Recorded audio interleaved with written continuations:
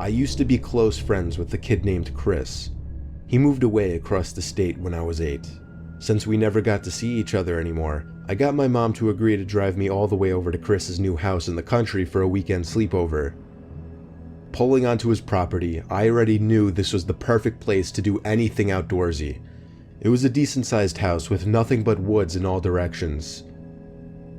The first day we didn't do much because I got there late anyway, so we just talked for a while and watched a movie.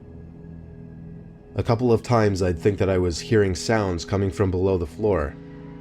I would ask him, "Do you have a basement? Is someone down there?"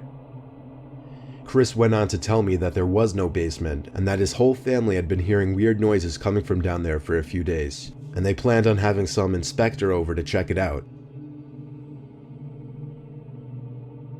The next day was partly cloudy and warm, so we planned on spending most of the day outside.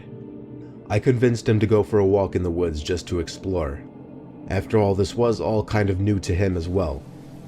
Conveniently, there was an opening into the woods that almost seemed to have meant to be a path.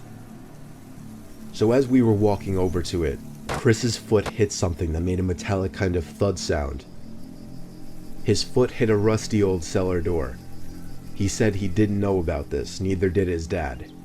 He bent down and pulled it open, and it made an ear-piercing squeal as the rusty door turned on the hinges. It was the definition of pitch black down there, but it seemed a ladder led down a very narrow tunnel.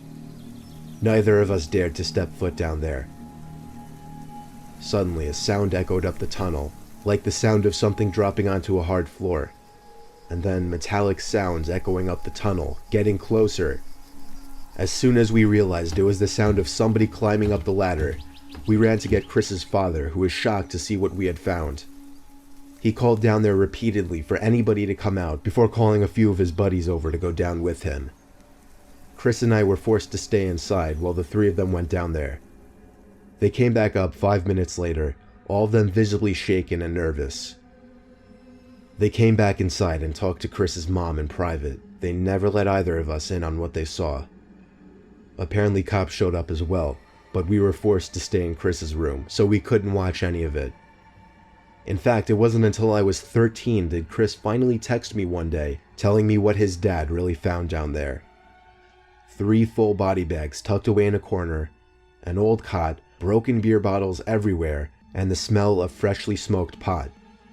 Chris told me that when we heard something down there, we probably heard whoever was living down there, and whoever was responsible for those dead bodies.